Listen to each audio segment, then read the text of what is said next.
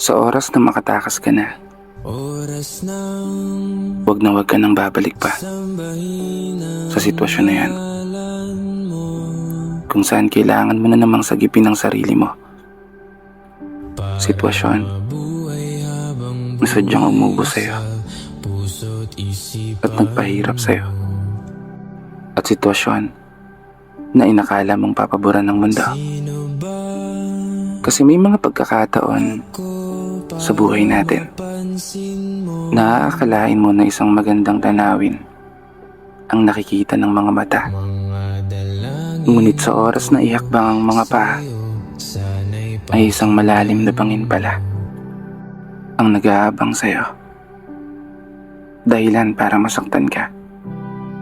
Dahilan para maging malungkot ka. Dahilan para manghina ka. At unti-unting maglaho ang dala-dala mong sigla. Mapapatanong ka na lang talaga, sinong sasagip sa'yo? Sinong sasagip sa'kin?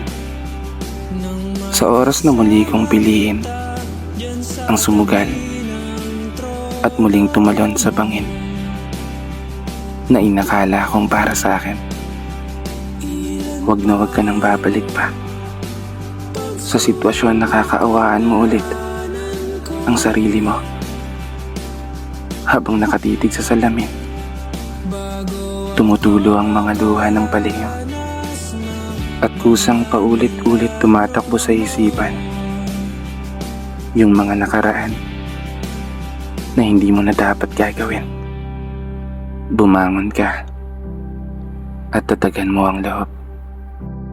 Muli kang tumayo na sa paghakbang ng mga paa, umusad ka palayo. Na sa tamang panahon, darating din yung para sa'yo. Ibibigay din yung para sa'yo.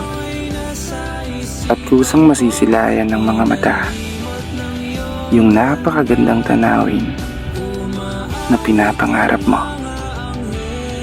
Kasama ang tamang tao na gagabay sa'yo, magmamahal sa'yo, at taong magmumulat sa'yo sa kung gaano nga ba kaganda ang mundo.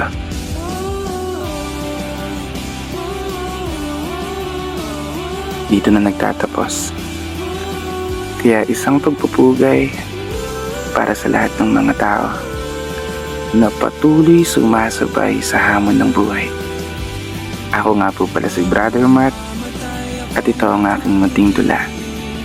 Sana po nagustuhan nyo.